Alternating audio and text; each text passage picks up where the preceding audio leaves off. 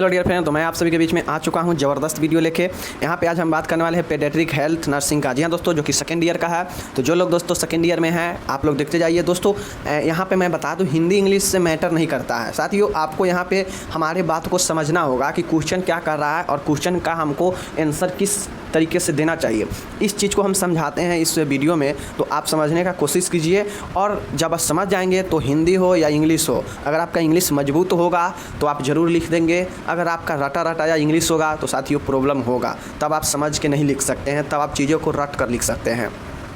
तो जो लोग अगर इंग्लिश में अच्छे होंगे तो वो समझ के बिल्कुल वो लोग हिंदी में ही समझते हैं और लिखते इंग्लिश में है। तो दोस्तों सभी के लिए यूजफुल है। तो चलिए हम लोग शुरू करते हैं पेडियाट्रिक हेल्थ नर्सिंग, जो कि सेकंड ईयर का है। तो चलिए देखते हैं इंपॉर्टेंट, ये सारे के सारे दोस्तों समझिए, शॉर्ट नोट्स है और ये क्वेश्चन पूछा गया है 5 से 10 नंबर में। तो चलिए हम लोग शुरू करते हैं। तो साथियों यहाँ पे देखिए, यहाँ पे लिखा हुआ है, एक क्वेश्चन है अंतर बताइए। साथियों आपसे डिफरेंस पूछा जाएगा। तो देखिए यहाँ पे डिफरेंस है, कहता है एक में है दोस्तों जन्म क्षतियाँ मतलब बर्थ इंजरी और जन्मजात विकृतियाँ। दोस्तों जन्म क्षति और जन्मजात विकृतियाँ, ये दोस्तों हमको कॉन्जेनिटल एनोमलाइज ये हमको पढ़ना है। देखते हैं। तो दोस्तों जन्मजात क्षतियाँ होता क्या है। तो साथियों जन्म क्षतियों वे चोटें होती हैं वे जो नवजात शिशु के जन्म लेते समय लग जाती है। अधिकांशतः जन्म क्षतियाँ बिना उपचार के ठीक हो जाती है, जैसे नवजात शिशु के सर में फोर्सेप्स से चोट लग जाना। दोस्तों ये जो होता है जन्म क्षतियाँ होता है, मतलब नाम से ही स्पष्ट है, बर्थ इंजरी मतलब जन्म क्षतियाँ वो चोट होता है जो दोस्तों क्या होता है जन्म के समय, शिशु जन्म जब लेता है उस समय क्या होता है, ये लग जाता है, ये चोट लग जाता है। और इस जो चोट होता है दोस्तों, इस अधिकांशतः इसमें होता क्या है कि ये बिना उपचार के भी ठीक हो जाता है धीरे धीरे, जैसे जैसे एज कुछ दिन बढ़ता है। तो जैसे इसमें होता क्या है कि नवजात सिर में दोस्तों क्या होता है कि जो फोर्सेप्स है उसमें चोट लग जाना। दोस्तों जो नवजात शिशु जो सिर होता है उसमें चोट लग जाना, जब जिस समय मतलब शिशु इशू होता है उस समय किसी कारण से चोट लग जाता है तो वो नॉर्मल होता है, धीरे धीरे वो ठीक हो जाता है। यही होता है जन्म के समय क्षति, मतलब जन्म के समय चोट लगना किसी कारणवश, वही होता है जन्म के क्षति। जबकि जन्मजात विकृतियाँ मतलब कॉन्जेनिटल एनोमलाइज, दोस्तों ये जो कॉन्जेनिटल एनोमलाइज है मतलब जन्मजात विकृतियाँ हैं, शिशु में जन्म के समय से ही उत्पन्न रहने वाली विकृतियाँ या विकार जन्मजात विकार कहलाते हैं, जैसे स्पाइन वाइफिरा, बिदर ओस्ट, खंडल तालु आदि। दोस्तों जन्मजात विकृतियाँ मतलब जन्म से ही ये विकृतियाँ उत्पन्न रहता है और ये कहीं ना कहीं आगे तक भी ये दिखाई देता है, ये विकार दिखाई देता है। तो यही होता है जन्मजात विकृतियाँ, मतलब जन्म से ही ये आदमी में, बच्चा में पाया जाता है और सियान होने पर भी रहता है। जैसे दोस्तों देखते होइएगा, कोई बच्चा जन्म लेता है तो लंगड़ा ही जन्म लेता है, कोई जन्म लेता है तो दोस्तों कहीं ना कहीं से उसको प्रॉब्लम ही बच्चे से ही रहता है, तो वही जन्मजात विकृतियाँ होता है। इसका कुछ यहाँ पे एग्जांपल है कि स्पाइन बाइफिरा, बिदर ओस्ट और खंड तालु। खंड तालु के मतलब होता है कि दोस्तों कट जाना। देखते होइएगा कि बच्चे से किसी का दोस्तों तालु जो है कटा रहता है, मतलब आगे से ओठ भी कटा रहता है, तो वो जो बोलता है वो अलग उसका आवाज़ होता है। तो यही चीज़ें हैं। तो ये जन्मजात विकृतियाँ हो गया जो जन्म से ही रहता है। अब देखते हैं दोस्तों, यहाँ पे है, कहता है क्लेफ्ट पैलेट मतलब दोस्तों जो क्लेफ्ट पैलेट और क्लेफ्ट लिप में क्या अंतर है। दोस्तों क्लेफ्ट लैपेट पैलेट और क्लिफ्ट लिप में क्या अंतर है, तो इसको बताना है क्लेफ्ट पैलेट और क्लेफ्ट लिप में। तो दोस्तों क्लेफ्ट पैलेट का मतलब होता है खंड तालु, जो कि हम लोग अभी ऊपर एग्जाम्पल में देखे हैं खंड तालु। और क्लेफ्ट लिप का मतलब होता है बिदर ओस्ट या खंड ओस्ट। तो दोस्तों इस दोनों को हम देखेंगे, खंड तालु है क्या, क्लेफ्ट पैलेट है क्या। तालु बनाने दोस्तों यहाँ पे है, तालु बनाने वाले ऊतक के जुड़ने की असफलता को बिदर तालु यानी क्लेफ्ट पैलेट कहते हैं। यह केवल मृदु तालु मतलब सॉफ्ट पैलेट, कठोर तालु अथवा मैक्सिला हड्डी का फैली दरार के रूप में हो सकता है। यह भी मध्य रेखा के दाईं या बाईं ओर हो सकता है, यह भी एक तरफ या दोनों तरफ हो सकता है। दोस्तों ये जो खंड तालु है, ये खंड तालु कहता है कि तालु बनाने वाले जो ऊतक है उसको जुड़ने की असफलता, मतलब आप लोग जानते हैं कि कोशिका जो है जुड़ के ऊतक बनाता है और ऊतक दोस्तों मिल के हमारे शरीर का निर्माण करता है। तो ही कहता है कि जो तालु बनाने वाला ऊतक है उसके जुड़ने में असफलता हो जाता है। तो दोस्तों जो जुड़ने में असफलता होता है वही होता है क्लेफ्ट पैलेट, मतलब दोस्तों बिदर तालु कहते हैं। यह केवल दोस्तों क्या होता है, सॉफ्ट पैलेट मतलब मृदु तालु हो सकता है, कठोर तालु या मैक्सिला हड्डी तक फैली दरार के रूप में हो सकता है। दोस्तों ये जो खंड तालु है ये दोस्तों मृदु तालु मतलब सॉफ्ट, हार्ड मतलब कठोर तालु और मैक्सिला हड्डी के फैली जो दरार होता है दोस्तों उसके रूप में हो सकता है। यह भी मध्य रेखा के दाएं या बाएं ओर दोनों हो सकता है। दोस्तों जो मध्य रेखा होता है इन सब के बीच में जो मध्य रेखा होगा इसके दाएं या बाएं ओर दोनों तरफ हो सकता है, तो इस चीज़ को ध्यान में रखिएगा। यह भी एक तरफ या दोनों तरफ हो सकता है। दोस्तों दाईं ओर या बाईं ओर मतलब एक तरफ या दोनों तरफ हो सकता है। मतलब क्या हो सकता है, खंड तालु दोनों ओर हो सकता है। किसके दोनों ओर हो सकता है, मतलब तालु के दाईं ओर या बाईं ओर भी हो सकता है, मतलब एक तरफ या दूसरे तरफ भी हो सकता है। तो ये चीज़ है खंड तालु। अब देखिए दोस्तों खंड तालु में होता क्या है कि तालु में दरार पड़ जाता है। तो दरार कैसे पड़ेगा, या तो दोस्तों मृदु तालु होगा वहाँ पड़ जाएगा, कठोर तालु होगा वहाँ होगा, या दोस्तों मैक्सिला हड्डी जो होता है उसके बीच में दरार हो जाता है जिसके कारण तालु भी है वो खंड में बंट जाता है। तो यही होता है दोस्तों खंड तालु। या हो सकता है जो ऊतक निर्माण करता है तालु को, वो ऊतक दोस्तों जुड़ने में असफलता हो गया हो जिसके वजह से तालु पूर्ण रूप से निर्मित नहीं हुआ हो। ये चीज़ें हो गया खंड तालु। अब देखते हैं बिदर ओष्ठ या खंड ओष्ठ होता क्या है, मतलब क्लेफ्ट लिप होता क्या है। दोस्तों ऊपरी ओठ बनाने वाले मध्य एवं पार्श्व ऊतक के जुड़ने की असफलता के कारण ओठ में पाई जाने वाली दरार बिदर ओष्ठ कहलाती है। यह एक तरफ या दोनों तरफ हो सकता है। साथियों आप लोग देखते होइएगा किसी बच्चे में या जैसे जैसे वो सियान लेता है तो देखते होइएगा उसका जो ऊपरी वाला जो ओठ होता है वो दो भागों में बटा रहता है, कटा हुआ उसके ओठ में रहता है और वो बोलता है तो उसका आवाज़ जो है दोस्तों वो साफ नहीं आ पाता है। तो वही जो कटा हुआ ओठ रहता है ऊपर वाला वही कहता है कि यही खंडोष्ठ वही है, ये जन्मजात विक्रियता है दोनों। तो दोस्तों ये जो होता है जन्म से समय ही जब बच्चा जन्म लेता है उसी समय से ये रहता है। तो दोस्तों ऊपरी ओठ जो होता है हमारा उसके मध्य में या पार्श्व ऊतक के जुड़ने के असफलता, दोस्तों क्या है, ये भी ओठ में जो आपका ऊतक है वो ऊतक सही से नहीं जुड़ पाता है, असफलता हो जाता है जुड़ने में, जिसके कारण ये दोस्तों ओठ में ये दरार पाई जाती है। ये बिदर मतलब वही कटना बिदर ओष्ठ कहलाता है। यह एक तरफ या दोनों तरफ हो सकता है। दोस्तों बिदर ओठ है यह एक तरफ या दोनों तरफ हो सकता है। तो इस चीज़ को आप लोग समझ लिए। अब लोग चलिए हम लोग देखते हैं नेक्स्ट। दोस्तों है तीसरा है यहाँ पे थैलेसीमिया और हीमोफीलिया होता क्या है। दोस्तों थैलेसीमिया और हीमोफीलिया होता क्या है, चलिए देखते हैं। यह एक प्रकार का जन्मजात अनुवांशिक जो है हीमोलाइटिक एनीमिया है जिसमें हीमोग्लोबिन बी चैन का निर्माण नहीं करता है। दोस्तों जो थैलेसीमिया है यह एक जन्मजात अनुवांशिक हीमोलाइटिक एनीमिया होता है। दोस्तों थैलेसीमिया एक प्रकार का क्या है, एनीमिया रोग ही है जिसमें क्या होता है हमारा हीमोग्लोबिन जो है दोस्तों वो बी चैन नहीं बना पाता है, बी चैन का निर्माण नहीं करा पाता है, जिसके कारण होता क्या है, और इस प्रकार के युक्त HB के कारण RBCS पतली शीघ्र नष्ट हो जाती है। दोस्तों जब आपका बी चैन नहीं बनाएगा तो यही दोस्तों क्या होता है, HB के कारण क्या होता है, हीमोग्लोबिन के कारण दोस्तों होता क्या है कि RBC जो है एस जो है वो पतली व शीघ्र नष्ट हो जाएगा। मतलब RBC आपका पतला हो जाएगा या दोस्तों क्या हो जाएगा, शीघ्र नष्ट होगा। मतलब जो उसका कार्यकाल RBC का जो आपके शरीर में रहना चाहिए वो उतना दिन तक नहीं रहेगा, आपको जल्दी जल्दी ये नष्ट होते रहेगा RBC। तो वही कहता है कि थैलेसीमिया जो है एक जन्मजात अनुवांशिक हीमोलाइटिक एनीमिया है जिसमें बी चैन जो है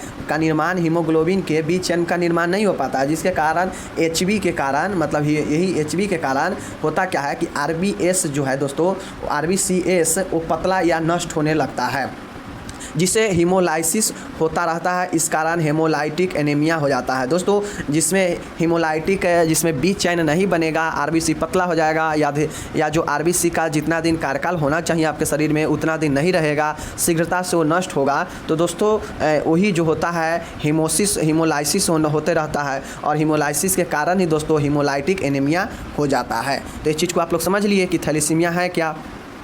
अब पढ़ते हैं हीमोफीलिया। साथियों हीमोफीलिया है क्या, तो यह एक अनुवांशिक रोग है। दोस्तों यह क्या है, हीमोफीलिया एक अनुवांशिक रोग है, मतलब जीनेटिक रोग है जो बच्चों में माता पिता के स्थानांतरित होता है। इसमें रक्त का थक्का नहीं बन पाता है, अर्थात चोट लगने पर रक्त बहता ही रहता है। दोस्तों जिसको हीमोफीलिया का बीमारी होगा उसके अंदर होता क्या है कि अगर थोड़ा कट जाएगा तो उसका ब्लड लगातार बहते रहेगा, उसका ब्लड जो है बंद नहीं होता है, रक्तस्राव बंद नहीं होता है, तो ही हीमोफीलिया होता है। ये जो होता है दोस्तों जीनेटिक होता है, मतलब माता या पिता किसी का भी असर बच्चे पर पड़ सकता है। तो अगर माता पिता या किसी उसके दादा हो, मतलब किसी का भी असर पड़ सकता है, वही जीनेटिक रोग होता है। और इसमें हीमोफीलिया में होता है रक्त का थक्का नहीं बनता है, अगर कट गया तो दोस्तों लगातार ब्लड बहते रहेगा।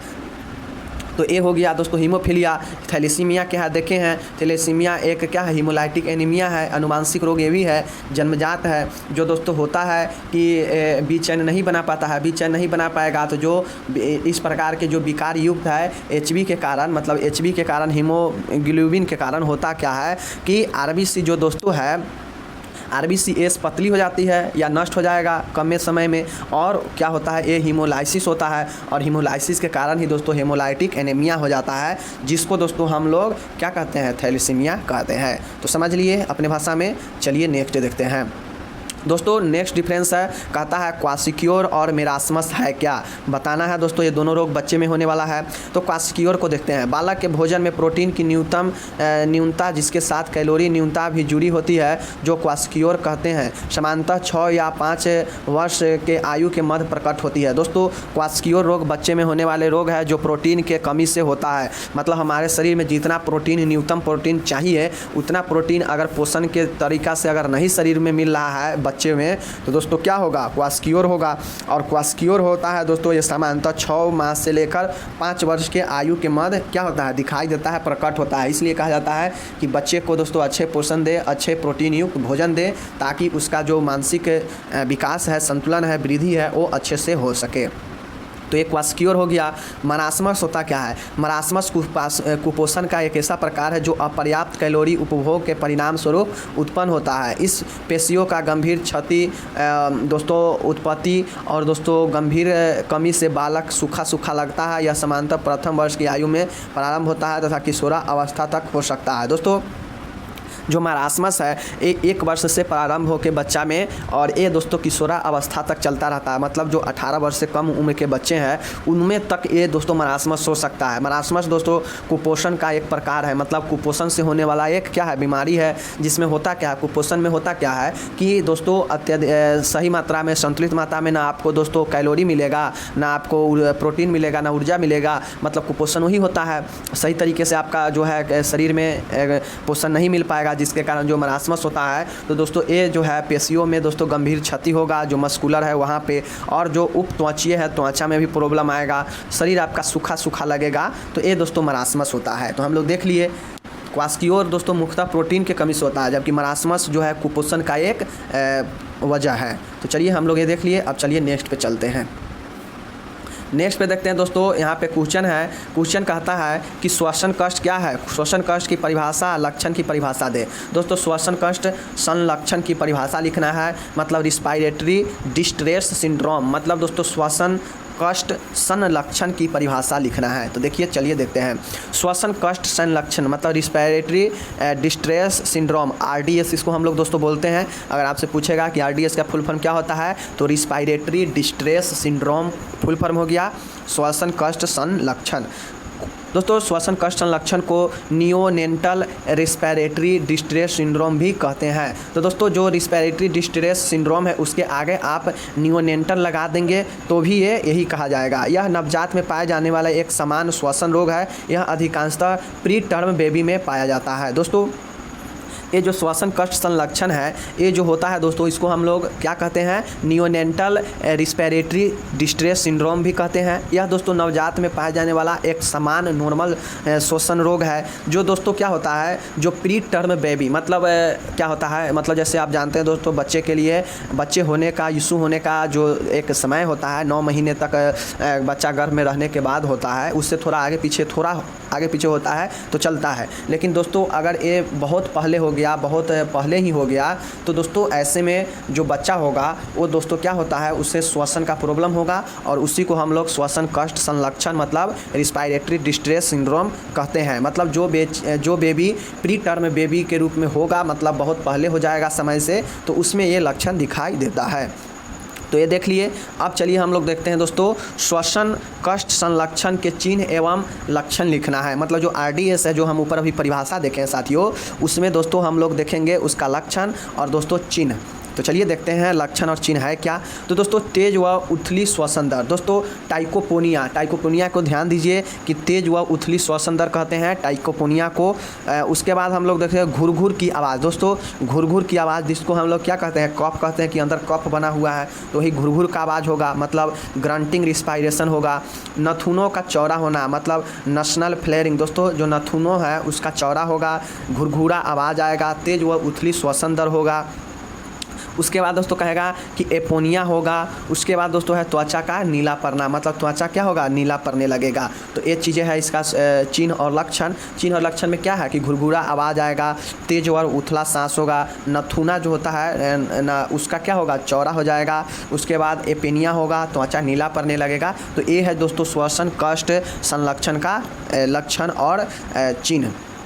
अब हम लोग यहाँ पे देखते हैं इसका सी नंबर में दिया है दोस्तों, ये 10 नंबर का क्वेश्चन है इसलिए ABC में दिया है। सी में है विस्तार में श्वसन कष्ट का संलक्षण का उपाय लिखिए। दोस्तों जब जिसे बच्चा में श्वसन कष्ट संलक्षण दिखाई दे तो उसका क्या उपचार होगा उसके बारे में लिखना है। तो देखते हैं, एक में है चिकित्सक निर्देशानुसार ऑक्सीजन प्रदान करे। दोस्तों चिकित्सक के निर्देशानुसार क्या करे, उसे चिकित्सक के पास ले जाए और ऑक्सीजन प्रदान करे।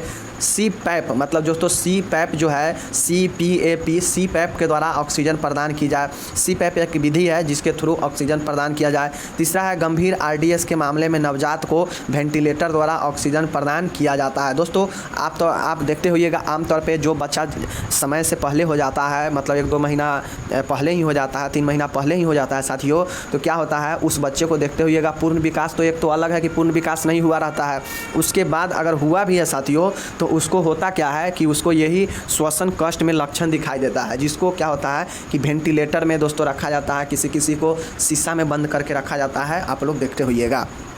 तो ही कहता है कि अगर जिसमें RDS का लक्षण गंभीर दिखाई देता हो तो उसको वेंटिलेटर द्वारा ऑक्सीजन प्रदान किया जाता है। चौथा है चिकित्सक द्वारा निर्देशित की गई दवाइयाँ IV ड्रिप द्वारा प्रदान किया जाता है। दोस्तों अब जो नवजात शिशु है वो तो गोली लेगा नहीं, तो दोस्तों वो सिरप खुद से पिएगा नहीं, तो उसको जो है जो डॉक्टर बताए हैं, निर्देश दिए हैं, वो दवाई को दोस्तों IV जो ड्रॉप होता है, जो बूंद बूंद करके देता है, वो दोस्तों उसके थ्रू प्रदान किया जाना चाहिए। तो ये हो गया दोस्तों इनके लक्षण का उपाय, ये इस तरीक़ा से करना चाहिए। इसमें इंपॉर्टेंट क्या है, इंपॉर्टेंट है CPAP का याद रखिए, और दोस्तों ये वेंटिलेटर जब नॉर्मल से अधिक होगा तो वेंटिलेटर वाला याद रखिए। चिकित्सक के निर्देशानुसार ऑक्सीजन दिया जाएगा, ये याद रखिए। उसके बाद चिकित्सक के अनुसार दोस्तों क्या होगा, दवाई ड्रिप द्वारा दिया जाएगा और CPAP ऑक्सीजन द्वारा प्रदान किया जाएगा। तो ये चीज़ें देख लिए। अब एक क्वेश्चन समाप्त होता है 10 नंबर का। अब चलिए हम नेक्स्ट देखते हैं।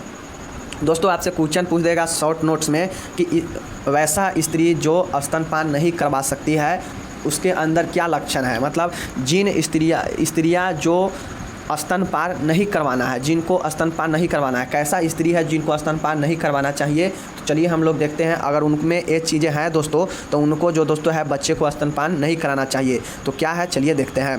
पहला है HIV वायरस। दोस्तों अगर जिनके अंदर HIV वायरस हो, स्त्रियाँ में HIV हो, इफेक्टेड हो, तो उनको स्तनपान नहीं कराना चाहिए। उसके बाद है हर्पीज वायरस। दोस्तों अगर हर्पीज वायरस है वैसे स्त्रियों को स्तनपान नहीं कराना चाहिए। T lymphotropic virus. दोस्तों टी लिम्फोट्रोपिक वायरस है, वैसी स्थिति में जो है वो ब्रेस्ट फीडिंग नहीं कराना चाहिए। Cytomegalo virus. दोस्तों साइटोमेगालो वायरस है जिसमें स्तनपान नहीं होता है। दोस्तों स्त्रियां जिनको स्तनपान नहीं करवाना है, दोस्तों ऐसे स्त्रियों को स्तनपान नहीं करवाना है जो HIV वायरस से हो, जिनमें हर्पीज वायरस हो, जिनमें टी लिम्फोट्रोपिक वायरस हो, जिनमें साइटोमेगालो वायरस हो, जिनमें जो है एक्टिव एंड अनट्रीटेड ट्यूबरक्लोसिस हो, मतलब सक्रिय क्षय रोग हो, जिनमें TB हो। उसके बाद दोस्तों क्या है कीमोथेरेपी हो जिसके अंदर गैल्कोटोसीमिया से ग्रसित नवजात। दोस्तों जो गैल्कोटोसीमिया से नवजात जो ग्रसित होगा उनको क्या करेगी, अब स्त्री जो है दोस्तों, स्त्री को ब्रेस्ट फीडिंग नहीं कराना है तो कैसा स्त्री होगी जो दोस्तों वैसा स्त्री जो कब स्तनपान नहीं कराएगी, तो जो बच्चा में अगर दोस्तों गैल्कोएस्टेमिया होगा उसको दोस्तों जो स्त्री है स्तनपान नहीं करा पाएगी। दवाई पदार्थ का दुरुपयोग। दोस्तों ड्रग का उपयोग के कारण अगर कोई दिक्कत है तो दोस्तों वैसे स्थिति में भी स्त्रियां जो है वो शिशु को स्तनपान नहीं करा पाएगी। तो दोस्तों आप लोग यहाँ पे देख लिए, आप लोग इसको स्क्रीनशॉट ले सकते हैं। यहाँ से देखिए इतना चीज़ें हैं जो कि स्त्रियां इस स्थिति में स्तनपान नहीं कराएगी। अगर ये चाहे स्त्री में प्रॉब्लम हो या बच्चे में प्रॉब्लम हो, किसी एक में भी प्रॉब्लम होगा तो स्त्री जो है वो स्तनपान नहीं कराएगी, या खुद स्त्री में ये चीज़ें हो या बच्चा में हो, इस भी स्थिति में दोस्तों स्त्री जो है वो नहीं करा पाएगी स्तनपान। तो ये चीज़ें देख लिए। ये 5 नंबर में क्वेश्चन पूछा गया है साथियों। अब हम लोग चलते हैं नेक्स्ट की तरफ। नेक्स्ट क्वेश्चन देखते हैं दोस्तों। यहाँ से आपसे पूछा जाएगा कि बीमारियाँ का लक्षण लिखे, कि कौन सी बीमारी का क्या लक्षण। देख रहे हैं यहाँ पे 5 दिया हुआ है, एक है 2-2 नंबर का, 10 नंबर में पूछा गया है मात्र 5। तो दोस्तों दिया हुआ है वूपिंग कफ मतलब काली खांसी। काली खांसी का दोस्तों क्या है लक्षण दो, तो काली खांसी में होता क्या है कि खांसी और बुखार होता है, इसका लक्षण है। पोलियो में होता क्या है कि पैर व हाथों में दर्द होगा, अकड़ापन होता है, सिर दर्द और उल्टी होता है। तो ये चीज़ें ध्यान रखिए कि पोलियो जिसमें होता है बच्चे में, उसका पैर और हाथ में दर्द या अकड़ापन होने लगता है। उसके बाद दूसरा है कि सिर दर्द होगा और बच्चे में उल्टी होगा। तो ये 2 चीज़ें हैं। तीसरा है क्षय रोग ट्यूबरक्लोसिस, 3 सप्ताह से अधिक खांसी होगा या वजन गिरना होगा। दोस्तों क्षय रोग अगर बच्चे में होता है तो क्षय रोग का ये पहचान है, ये लक्षण है कि 3 सप्ताह से अधिक खांसी है तो हो सकता है क्षय रोग, या अत्यधिक तेज़ी से अगर वेट लॉस हो रहा है तो क्या होगा, तो भी वजन हो, तो भी ट्यूबरक्लोसिस हो सकता है।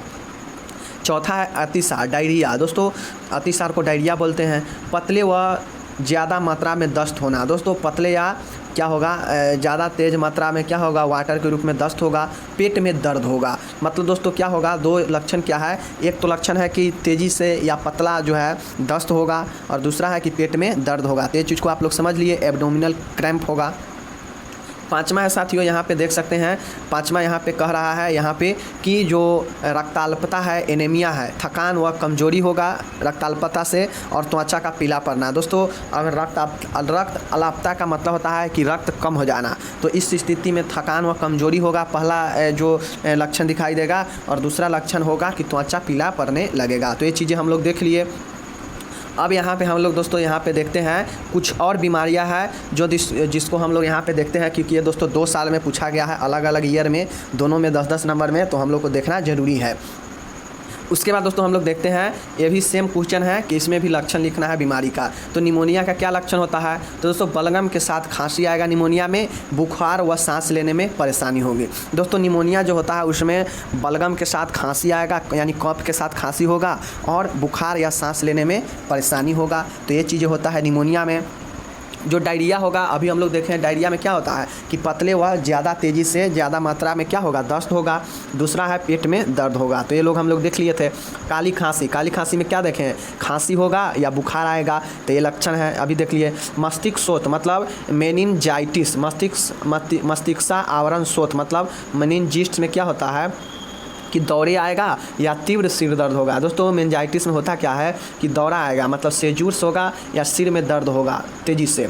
5वां है मरासमस। मरासमस का लक्षण क्या होता है कि इसमें भी वेट लॉस होगा और सूखी त्वचा व आँखें सूखी हो जाएगा, मतलब आँख में जो कालापन पड़ने लगता है, सूखा होने लगता है, वो दिखाई देगा, या त्वचा सूखा होने पड़ने लगेगा, ड्राई होने लगेगा, और वजन गिरने लगेगा। तो ये 3 लक्षण यहाँ पे लिखा गया है। 6ठा है क्वास्कियोर। क्वास्कियोर का क्या लक्षण होता है कि लंबाई रुक जाएगा। दोस्तों क्वास्कियोर क्या है, एक जानते हैं कि प्रोटीन से जो कमी से होता है क्वास्कियोर। तो इसमें होता क्या है साथियों कि प्रोटीन से कमी होगा तो लंबाई आपका रुक जाएगा और पेट का बाहर की ओर निकलना, मतलब जिसको हम लोग सीधा बोल सकते हैं कि पीलिया में होता क्या है कि दोस्तों पीला होने लगता है, पेट आपका लीवर बढ़ जाएगा। तो ये सारे जो क्वास्कर होता है कि पेट का बाहर निकलना और लंबाई रुक जाना, एक क्वास्कियोर का लक्षण है। तो हम लोग देख लिए। अब चलिए एक और क्वेश्चन है, इसको हम लोग देख लेते हैं साथियों। क्वेश्चन है यहाँ पे, कहता है खेल तथा खेल तकनीक। आपसे क्वेश्चन पूछेगा कि खेल क्या है और खेल का तकनीक क्या है बच्चे के लाइफ में। जो पेडियाट्रिक बच्चे होते हैं उनके जीवन में दोस्तों खेल का और खेल तकनीक का बहुत बड़ा महत्व और योगदान होता है मानसिक विकास में। तो चलिए देखते हैं हम लोग। साथियों खेल है कि बच्चों के शारीरिक तथा मानसिक विकास के लिए खेल कूद अति आवश्यक है। मैंने क्या बोला साथियों कि बच्चों के विकास और शारीरिक विकास या मानसिक विकास के लिए खेल कूद बहुत आवश्यक है। इससे बच्चों को तनाव तथा दबाव से राहत मिलता है। दोस्तों इससे होता क्या है कि बच्चे अत्यधिक अगर समय में बच्चे के समय में जब बच्चे रहेंगे उस समय अगर ज़्यादा खेलेंगे, अगर खेल का भावना इनके अंदर रुचि रहेगा तो क्या होगा कि इनके मानसिक और शारीरिक रूप से वृद्धि होंगे, ये तनाव में कम जाएंगे और प्रेशर में भी कम रहेंगे, मतलब इनसे राहत मिलेगा। तो ये हो गया खेल का महत्व या खेल। अब देखते हैं खेल का प्रकार या टेक्निक वही होता है या दोस्तों प्रकार कहें, दोनों एक ही है। तो दोस्तों जो टाइप्स ऑफ खेल है देखिए, एकल स्वनिर्भर खेल मतलब सॉलिटरी इंडिपेंडेंट प्ले, इसमें बच्चा अकेला खेलता है। दोस्तों ये जो स्वनिर्भर खेल होता है, देखते होइएगा जब बच्चा छोटा रहता है, बिल्कुल छोटा, जब वो चलने लगता है तो दोस्तों होता क्या है कि बच्चा घूर के वो चल के अकेला ही मस्त रहता है, वो अकेले ही खेलते रहता है। तो वही कहता है कि एकल स्वनिर्भर मतलब स्वयं पर निर्भर, मतलब इसमें बच्चा अकेले खेलता है। दूसरा है दर्शक के समान व्यवहार का खेल मतलब ऑन लुकर बिहेवियर प्ले, मतलब इसमें होता क्या है कि इसमें बच्चा दूसरे बच्चों को खेलते हुए देखता है, वह दूसरों में रुचि रखता है तथा उससे संवाद भी स्थापित कर सकता है। दोस्तों दर्शक के समान व्यवहार का खेल, इसमें होता क्या है, ये जो टाइप्स है दोस्तों दर्शक के समान व्यवहार का खेल, इसमें होता क्या है कि इसमें बच्चे जो है दूसरे बच्चे को खेलते हुए देखता है और उनसे बात करने की कोशिश करता है और उसमें रुचि रखता है। तो यही हो जाता है दर्शक के समान, मतलब वो बच्चा दर्शक के समान है, मतलब उसे देख रहा है और उसका व्यवहार का खेल देख रहा है, वही होता है दर्शक के समान व्यवहार का खेल। तीसरा है समांतर खेल पैरेलल खेल, इसमें बच्चा खिलौना से खेलता है, बच्चा दूसरे बच्चों को उपस्थिति में लेकिन उनके साथ नहीं खेलता है। 2 से 3 वर्ष की उम्र में बच्चे इसी तरह खेलते हैं। दोस्तों अगर घर में 2-3 बच्चा है और दोस्तों वो दोनों लगभग थोड़ा 19 है एज में, तो होता क्या है देखते होइएगा कि सभी के लिए खिलौना है, तो वो बच्चा अपने खिलौना से पास बैठ के खेलता है लेकिन साथ में नहीं खेलता है, दोनों समांतर खेलेगा। वो जैसे खेलता है अपना, वो भी उसके देख से वो भी खेलने लगता है, दोनों समांतर खेलेगा लेकिन साथ में नहीं खेलेगा। ये जो है दोस्तों 2 से 3 वर्ष में ये भावना एक खेल होता है। तीसरा समांतर खेल। चौथा है साथियों साथ में खेलना मतलब एसोसिएटिव प्ले, मतलब साथ में खेलने का मतलब होता है कि एसोसिएटिव प्ले, इसमें बच्चे एक दूसरे के साथ खेलते हैं, वे एक दूसरे के खिलौने देते हैं तथा लेते हैं। यह आचरण 3 से 4 वर्ष के बच्चों में पाया जाता है। दोस्तों समांतर खेल 2 से 3 वर्ष के बच्चों में पाया जाता है, जबकि चौथा जो है साथ में खेलना मतलब एसोसिएटिव प्ले में होता क्या है, इसमें बच्चे एक दूसरे के साथ खेलते हैं। साथ खेलना का मतलब ही होता है कि एक दूसरे के बच्चे साथ खेलेंगे, एक दूसरे के खिलौना लेते हैं, देते हैं। और यह जो आचरण है दोस्तों ये 3 से 4 वर्ष के बच्चों में पाया जाता है। पाँचवा है सहकारिता खेल मतलब कोऑपरेटिव प्ले। दोस्तों साले उम्र के पूर्व के बच्चे, मतलब जो दोस्तों साले उम्र के मतलब जो पूर्व के बच्चे होते हैं, बड़े बच्चे में देखने को मिलता है, वे किसी उद्देश्य से खेलते हैं जैसे कि घर घर खेलना। दोस्तों सहकारिता खेल को ऑपरेटिव खेल में होता है कि ये दोस्तों क्या होता है साले उम्र से पूर्व के बड़े बच्चों में देखने को मिलता है। जैसे दोस्तों ये नॉर्मल 7-8 साल से जो ऊपर है और जो 12-13 साल के बच्चे होते हैं उनके बीच में ये देखने को मिलता है। और ये जो होता है दोस्तों ये होता है कि इसका कुछ न कुछ उद्देश्य होता है कि जैसे कि घर घर खेलना, मतलब इसका उद्देश्य है कि घर घर दोस्तों ये खेलता है। तो यही चीज़ें सहकारिता खेल कोऑपरेटिव मतलब सबके साथ ऑपरेट करके सभी के साथ चल के साथ मिल के खेलेगा तो हो जाएगा सहकारिता खेल, जिसका कुछ उद्देश्य होगा। तो यही चीज़ें हैं ये बड़े बच्चों में देखने को मिलता है। तो यही जो 5 प्रकार के खेल है साथियों हम लोग देख लिए। पहला है एकल स्वनिर्भर खेल, मतलब वो स्वयं पर डिपेंड रहेगा, बच्चे खुद से खेलेगा। उसके बाद है दर्शक के समान व्यवहार का खेल, यही चीज़ें आपको दूसरा ही याद रखना है, बाकी 3 बहुत ईजी है। दूसरा है कि दूसरा है दोस्तों पहला जब स्वयं निर्भर हो जाएगा, एकल निर्भर खेल हो जाएगा, तो दूसरा है दर्शक के समान व्यवहार का खेल। इसमें होता क्या है कि दूसरे बच्चे को देखकर बच्चे खेलेंगे। तीसरा है समांतर खेल पैरेलल खेल। चौथा है साथ में खेलेंगे एसोसिएटिव प्ले होगा। 5वां होगा कोऑपरेटिव मतलब सहकारिता प्ले होगा। तो हम लोग देख लिए प्ले क्या है, प्ले का प्रकार भी देख लिए। अगर आपसे 5 नंबर में क्वेश्चन पूछेगा तो आराम से लिख देंगे।